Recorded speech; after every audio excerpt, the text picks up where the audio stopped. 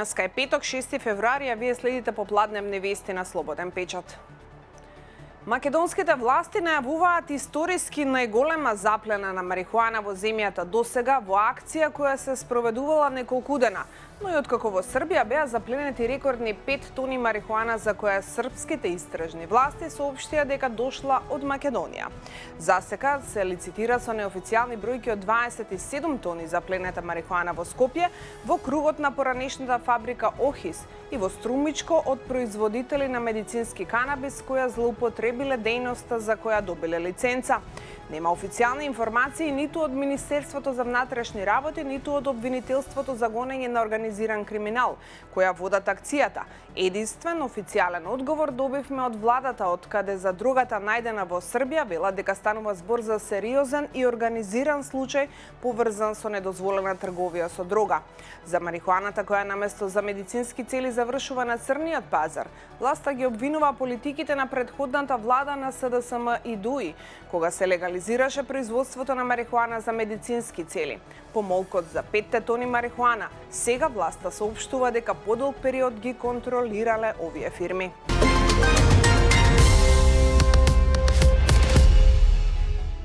Партијата на Павле Трајанов Демократски сојуз бара собранието по скратена постапка да донесе измена на законите со кои ќе се забрани производство на марихуана за наводни медицински цели, соопштија од партијата.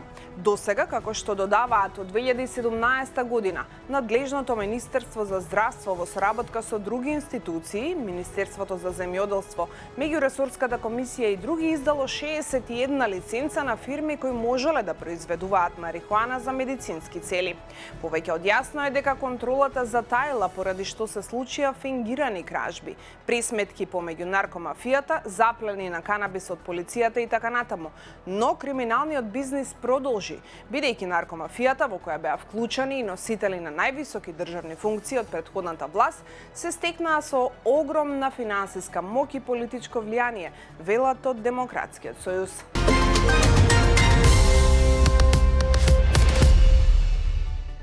По иницијативата на Сојузот на синдикати за намалување на функционерските плати со цел и тие да се солидаризираат со ниските плати на работниците, премиерот Христијан Мицкоски во интервју за македонската телевизија рече дека нивната стратегија е со намалување на коефициентите до крајот на нивниот мандат тие плати да се вратат од прилика на ниво како пред зголемувањето од 78% што се случи во 2023 година. Ваквиот тип интервенирање во минатото од Уставниот суд беше оценето како спротивно на Уставот и затоа се покачија платите на избраните и на именуваните лица за 78%. Која е стратегијата на оваа влада? Со еден уставен законски начин да се намалат коефициентите на избраните и на именуваните лица за да не дојде до зголемување на платите во согласност со законот.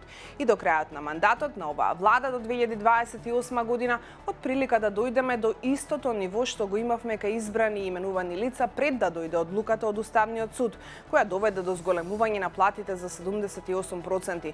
Тоа е единствениот уставен пат, рече премиерот Мицкоски.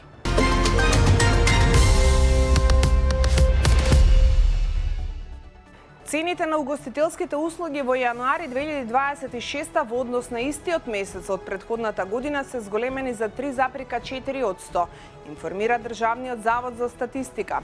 Цените на угостителските услуги 2025 година во однос на 2024 се зголемени за 4,8%.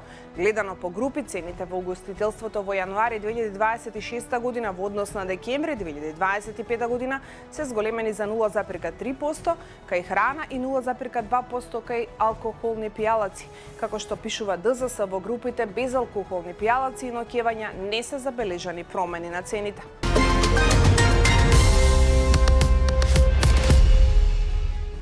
Најмалку 31 лице загина, а 169 се ранети во самоубиствен бомбашки напад во шиитската џамија во пакистанскиот главен град Исламабад утрово, потврди владин представник. Експлозијата се случила за време на утринската молитва во џамијата Хадиџатул Кубра, кога напаѓачот според првичните информации од безбедносните служби бил запрен на влезот во комплексот, а потоа активирал експлозивна направа, пренесуваат медиумите. Нападот беше остро осуден од страна на високи владини представници.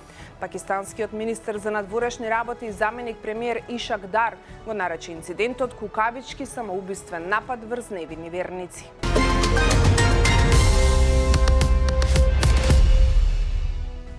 Соединетите американски држави ги повикаа своите граѓани веднаш да го напуштат Иран, предупредувајќи на сериозни безбедносни ризици, вклучувајќи тероризам, немири, киднапирања и произволни апсења и притворање на американски граѓани.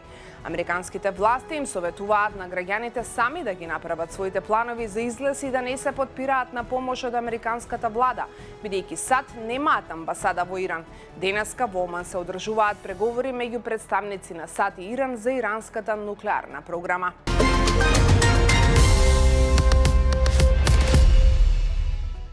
Канада се подготвува да го отвори своето прво дипломатско представништво во Гренланд, во потек со силен символизам на солидарност по заканите на американскиот претседател Доналд Трамп дека би можел да ја преземе контролата врз регионот, пренесува BBC. Делегација од високи канадски функционери, меѓу кои генералната гувернерка на Канада Мери Сајмон и министерката за надворешни работи Анита Ананд, денеска патуваат во Нук за официјално да го отворат канадскиот конзулат по придружба на брод на канадската крајбрежна стража. Посетата доаѓа во време кога француските представници исто така се на слично патување, бидејќи се очекува Франција да отвори свој конзулат во Гренланд истиот ден.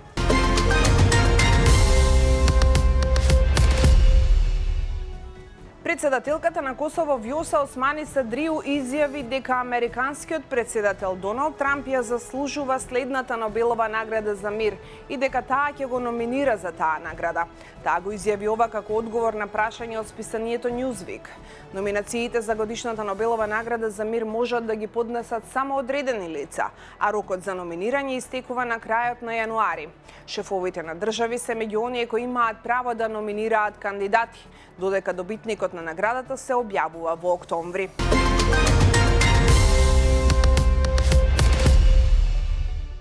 Американскиот претседател Доналд Трамп на неговата социјална мрежа објави видео генерирано со вештачка интелигенција, во кое поранешниот претседател Барак Обама и неговата сопруга Мишел се прикажани како мајмуни.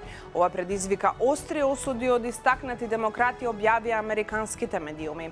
Конкретно на едноминутното видео Барак и Мишел Обама се прикажани околу 1 секунда со нивните лица поставени на телата на мајмуни. Видеото исто така ги повторува лажните тврдења дека фирмата за броење гласови Dominion Voting Systems помогнала во крадењето на председателските избори во 2020 година на штета на Трамп. Ова беа попладневните вести за овој петок. Имајте убав викенд. Од понеделник се дружиме повторно. Пријатно.